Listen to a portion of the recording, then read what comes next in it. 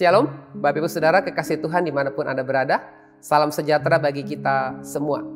Kembali lagi dalam program Bina Iman. Pada hari ini saya berikan tema atau judul Panggilan Memberitakan Injil.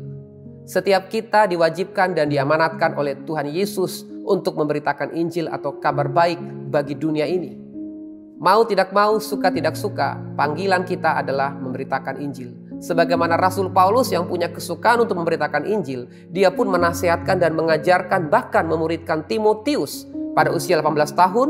Ketika dia menjadi seorang gembala, dia juga punya kesukacitaan, punya kerinduan memberitakan Injil. Tertulis di dalam 2 Timotius pasal 4 ayat 5 mengatakan, "Tetapi kuasailah dirimu dalam segala hal, sabarlah menderita, lakukanlah pekerjaan pemberitaan Injil, dan tunaikanlah tugas pelayananmu."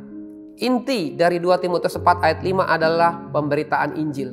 Seorang pemberita Injil bukan sekedar memberitakan dengan kata-kata, tetapi ada satu aplikasi kehidupan yang dia tunjukkan dalam dunia masyarakat, di dalam dunia pelayanan, di dalam dunia berbangsa, bernegara, dimanapun saudara berada, di sekolah, di rumah, di tempat kerja, dimanapun kita punya panggilan memberitakan Injil.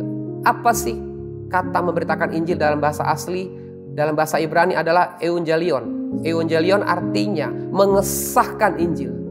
Apalagi arti dari evangelion? Yaitu memberitakan kabar baik. Ketika saudara memberitakan kabar sukacita, itu juga pemberitaan Injil. Ketika kita mengesahkan Injil, artinya apa? Hidup kita menjadi surat Kristus yang hidup. Kita memberikan teladan yang baik kepada lingkungan kerja dimanapun kita berada. Kita memberikan atmosfer kerajaan Allah, memberikan satu kedamaian. Ketika kita hadir, dunia itu sepertinya damai. Ketika kita hadir, orang-orang diberkati lewat hidup saudara.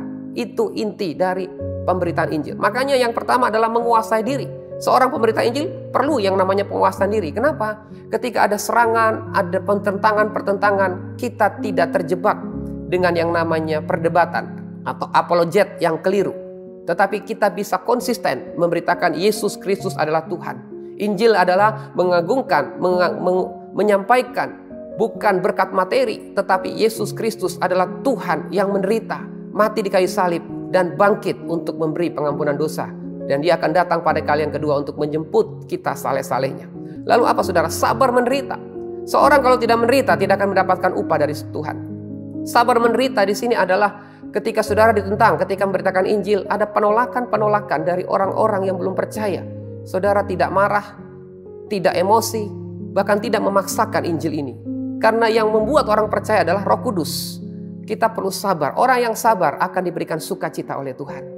Dan Tuhan rindu bahwa jiwa-jiwa itu berharga di mata Tuhan. Ketika saudara membawa jiwa-jiwa itu seperti harta yang berharga. Satu jiwa diselamatkan, beribu-ribu malaikat di surga akan bersorak-sorai. Dan ketika kita setia memberitakan Injil, saudara, kita akan mudah untuk menunaikan tugas pelayanan. Pelayanan bukan satu beban, tapi satu kehormatan untuk terus kita memberitakan kabar keselamatan, yaitu kerajaan Allah yang dimana Yesus sudah semakin dekat untuk menjemput kita. Ketika kita memberitakan Injil, dan Injil semakin disebarluaskan lewat apa? Media sosial, lewat TikTok, lewat IG yang saudara punya. Beritakanlah kabar baik. Ketika kita memberitakan kabar baik dan Injil sampai ke seluruh dunia, tibalah kesudahannya dan Tuhan akan datang pada kali yang kedua. Saya akhiri dengan satu firman di dalam 1 Korintus 9 ayat 16. Mengatakan, "Karena jika aku memberitakan Injil, aku tidak mempunyai alasan untuk memegahkan diri. Sebab itu adalah keharusan bagiku. Celakalah aku jika aku tidak memberitakan Injil." Memberitakan Injil membawa banyak jiwa, bukan kemegahan bagi kita, tapi untuk kemuliaan Tuhan. Ketika kita tidak memberitakan Injil, Alkitab mengatakan celaka. Orang yang celaka berarti upah tidak akan kita terima di kekekalan. Biarlah firman Tuhan ini memberikan kekuatan dan sukacita untuk kita semangat dan setia memberitakan kabar sukacita bagi dunia. Sekian, Tuhan Yesus memberkati.